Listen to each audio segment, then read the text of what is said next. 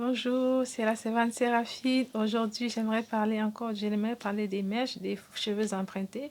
Je vais être brève parce que le témoignage est long et je vais juste rendre grâce à Dieu, Seigneur, nous te disons merci. Je prie que tu prennes le contrôle de ce moment, Esprit Saint de Dieu. Conduis-nous et conduis-moi, utilise-moi pour ta gloire au nom de Jésus. Amen. Alors, je disais que le témoignage est très long, je vais juste aller très vite. Je disais que moi, je ne mettais pas les faux cheveux avant, les cheveux empruntés, je ne les mettais pas parce que j'avais beaucoup de cheveux. C'est vrai que je les avais défrisés, comme il était coutume en Afrique, parce que les cheveux crépus sont difficiles à peigner, c'est pas évident. Alors, j'allais toujours au centre de coiffure, mais j'étais toujours la dernière à être coiffée parce que mes cheveux étaient tellement longs que chaque fois, le coiffeur, il mettait toujours la dernière parce que je prenais beaucoup de temps dans le casque. Et c'est comme ça que j'ai commencé à faire des coupes déjà pour pouvoir me coiffer rapidement. Ça n'allait toujours pas, les cheveux étaient toujours longs parce que j'avais fait une coupe de côté juste. Et j'avais une amie coiffeuse, elle m'a dit voilà, il faut mettre aussi des cheveux, des faux cheveux. Il faut les mettre comme ça te permet de reposer tes cheveux et puis de ne pas perdre beaucoup de temps au salon. C'est comme ça que j'ai commencé à mettre des faux cheveux. Mais j'ai remarqué que j'ai commencé à avoir des démangeaisons. Et ça, c'est des années plus tard. Et c'est comme ça que le Seigneur m'a dit un jour de ne plus mettre ces faux cheveux. Parce que chaque fois que je mettais les faux cheveux, je venais à la maison, j'étais obligée d'enlever parce qu'il y a des choses qui marchaient sur ma tête. C'était comme des serpents qui marchaient dans toute ma tête. Ça n'allait pas, je n'avais pas à dormir, à trouver le sommeil. Et c'est comme ça que le Saint-Esprit, une nuit, le Seigneur m'a dit enlève ça. Quand j'ai enlevé, il m'a dit à partir d'aujourd'hui, tu ne mets plus ces choses. J'ai commencé à négocier avec le Seigneur. Je dis non, moi, j'ai beaucoup à faire. Ça m'aide beaucoup de poser les perruques, les messes. Il m'a dit non, j'ai négocié, bien aimé, j'ai négocié avec le Seigneur, avec Dieu, avec le Saint-Esprit, avec le Seigneur Jésus. Ils ont tous refusé. C'est la chose que jusqu'aujourd'hui, le Seigneur, il a été catégorique avec moi. Il m'a dit, ces femmes qui mettent ces cheveux-là, ils n'entrent pas dans mon royaume. Arrête ces choses.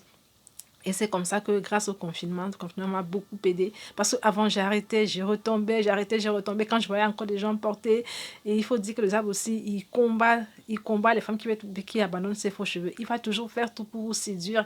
Même à l'église où vous irez, il va faire que même l'homme de Dieu viendra vous parler. Oui, il faut vous arranger, il faut vous rendre belle. En fait, il utilise toutes les stratégies. Mais quand j'ai vraiment été affermi, j'ai décidé d'arrêter. Et c'est comme ça que même aussi le fond de teint, le Seigneur m'a aidé. Il avait vraiment mis du piment dessus parce que je n'arrivais pas à laisser. Et le Seigneur a tellement fait des choses.